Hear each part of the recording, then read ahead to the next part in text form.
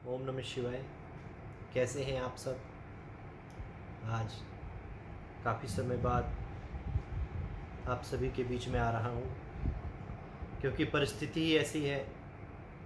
मन तो बहुत करता है और इतना समय शायद ही पहले कभी बीता हो कि बिना आप सबसे मिले, हरि चर्चा किए, नाम संकीर्तन किए हुए रहा जाए। पर क्या करें, जैसी परिस्थिति है उसी हिसाब से हमें अपने जीवन को ढालना चाहिए।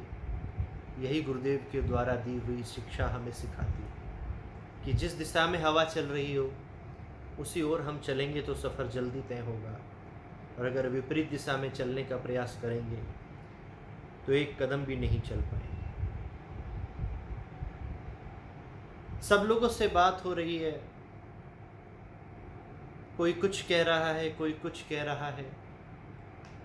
कोई कह रहा है गुरुजी, भैया जी, इस लॉकडाउन में बड़ा नुकसान हो रहा है, कोई भी काम नहीं चल रहा।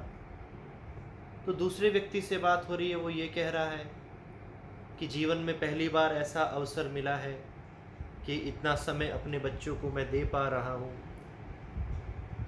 कई कई दिन मैं मिल नहीं पाता था, ऐसा मेरा व्यापार है, अपनी फैमिली से बाहर रहता था। तो सबके अपने अपने पहलू हैं, अपने अपने दृष्टिकोण हैं, परंतु इसमें भगवान की कृपा क्या है? आज कृपा के ऊपर ही दो शब्द की चर्चा आप सभी के संग मेरी रहेगी। किसी के लिए सब चीज़ अनुकूल हो जाए, अभी लॉकडाउन खुल जाए, सारा काम ठीक से चलने लगे, इस बीमारी का असर कम हो जाए, तो हम भगवान की उसमें कृपा मान लेते हैं। हमारे बच्चे हमारी बात मानने लगें, कोई संकट ना हो, सब व्यवस्थाएं सांसारिक अच्छी चल रही हों, तो एक धार्मिक व्यक्ति जो अध्यात्म से जुड़ा है, किसी संत के सानिध्य में अपना जीवन व्यतीत कर रहा है, तो कहेगा कि भगवान की बहुत कृपा है, इसलिए ये सारी चीज़ें इतना अनुकूल हो गई हैं। परंतु एक ऐसा व्यक्ति जो कभी मंदिर नहीं जाता, कभी सत्संग नहीं सुनता, भगवान को नहीं मानता, और जीवन की इतनी बड़ी ऊंचाइयों पर पहुंच गया है, इतना बड़ा व्यापार, इतना बड़ा घर, इतनी गाड़ी, इतने नौकर, इतने चाकर, सब कुछ, भगवान के अस्तित्व में भी वो व्यक्ति विश्वास नहीं करता कि भगवान नाम की कोई चीज़ है, और उसके जीवन में भी सब कुछ अनुकूल है। आपसे ज़्यादा धन है, आपसे ज़्यादा वैभव है, आपसे ज़्यादा संपदा है, तो क्या उसके ऊपर भगवान ने कृपा क्यों करी? वो तो भगवान को मानता ही नहीं है। नहीं, इन संसारिक सुखों को और दुखों को हमें प्रभु की कृपा से नहीं जोड़ना चाहिए। हाँ, सब कुछ अनुकूल है तो भगवान की कृपा माने, वो बात अलग है। पर ऐसा कहा गया है कि हानि लाभ जीवन मरण, यश अपयस विधि हाथ, यश अपयस विधि हाथ। ऐसा नहीं कहा गया यश अपयस राम हाथ, यश अपयस शिव हाथ, यश अपयस कृष्ण हाथ, विधि के हाथ। कैसे हो सकता है? जो नास्तिक व्यक्ति है, भगवान के अस्तित्व में विश्वास नहीं करता कि भगवान नाम की कोई चीज़ है, परंतु पुनर्जन्म के उसके ऐसे प्रारब्ध हों जो आज उसको ये सारा संसारिक भौतिक सुख प्राप्त हुआ, पर भाग्य से ये सब संभव है। भाग्यम फलत सर्वत्र, न विद्या न च पौरुषम। फिर कृपा क्या माने? ऐसा नहीं है कि जीवन में फिर कृपा मानने की कोई चीज़ ही नहीं है। कृपा क्या है? गोस्वामी जी ने बड़ी सुंदर व्याख्या सुंदर कांड में लिखी है। बिनु हरि कृपा मिले नहीं संता, बिनु हरि कृपा मिलहि नहीं संता। भगवान की कृपा के बिना संत का मिलन कभी नहीं हो सकता। गुरुदेव के सानिध्य में हम कभी नहीं आ सकते।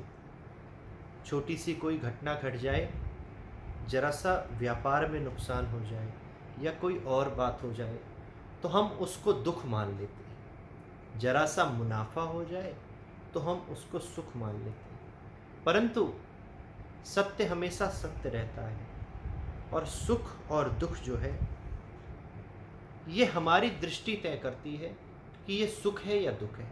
कैसे? दो व्यक्ति आए आपके यहाँ मेहमान, अलग अलग जगह से। आपने बिल्कुल सात्विक सादा भोजन बनाया, दाल रोटी। क्यों? क्योंकि आप उनसे दिल से प्रेम करते हैं। ज़्यादा हैवी भोजन आप नहीं कराना चाहते। पहले व्यक्ति ने भोजन किया, बड़ा प्रसन्न हो गया, हा, आनंद आ गया। इतना सुंदर भोजन तो मुझे अपने घर में भी नहीं मिलता। आप कितना प्रेम करते हैं, बहुत सात्विक भोजन, मेरे स्वास्थ्य के अनुरूप भोजन आपने कराया। अब दूसरे मेहमान को आपने भोजन कराया, तो जैसे ही उसने पहला ग्रास मुंह में डाला, उसके चेहरे ने बता दिया कि उसे कितना क्रोध आ गया। क्यों? अरे मैं तो 1500 किलोमीटर से चलकर आज रिश्तेदारी में मिलने आया, इससे अच्छी दाल रोटी तो मैं अपने घर में ही खाता था। ऐसा अपमान करना था तो मुझे बुलाया ही क्यों? तो वही भोजन एक व्यक्ति को सुख दे रहा है, प्रसन्नता दे रहा है, और दूसरे व्यक्ति को दुख दे रहा है और क्रोधित कर दे रहा है। तो ये सुख और दुख हमारी दृष्टि तय करती है कि ये सुख है या दुख है। विदेश से एक महिला अपना सब कुछ साम्राज्य छोड़कर वृंदावन धाम में आई, रहने लगी और भजन करती थी। एक दिन रात्रि के समय उसके घर में चोर घुस आए। विचार किया, ये लोग ज़्यादा हैं, मैं अकेली अगर कुछ बोलूँगी तो मार देंगे, पर मेरा बहुत नुकसान हो जाएगा चोरी में। चोर सामान ले जाने लगे। थोड़ी देर बैठे बैठे विचार आया कि ये तो बहुत अच्छा हुआ कि चोर यहाँ पर आ गए। क्यों? कि संतों से मैं सुनती हूँ कि इस ब्रज भूमि में तो एक ही चोर है, बालकृष्ण लाल टेढ़ी टांग वाला, और हो सकता है ये उसी के सखा हों। और ये जो सांसारिक वस्तुएं हैं, फ्रिज, टीवी इत्यादि जो भी हैं, विदेश से आने के बाद भी अगर मैं इनमें ही उलझी रही तो श्रीधाम वृंदावन में वास करने का मेरा फ़ायदा क्या?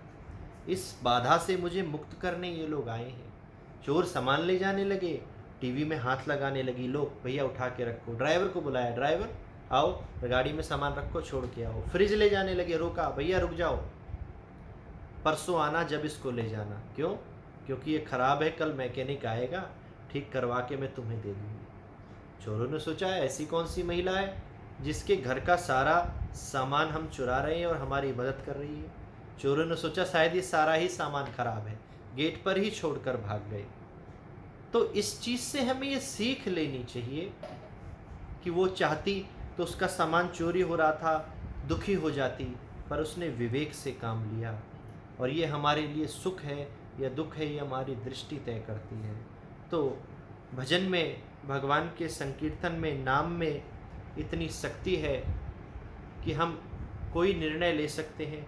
और एक बहुत अच्छी चीज़ प्रभु ने हमको दी है, विचार करने की सामर्थ्य। इसलिए जो कुछ होता है अच्छे के लिए होता है।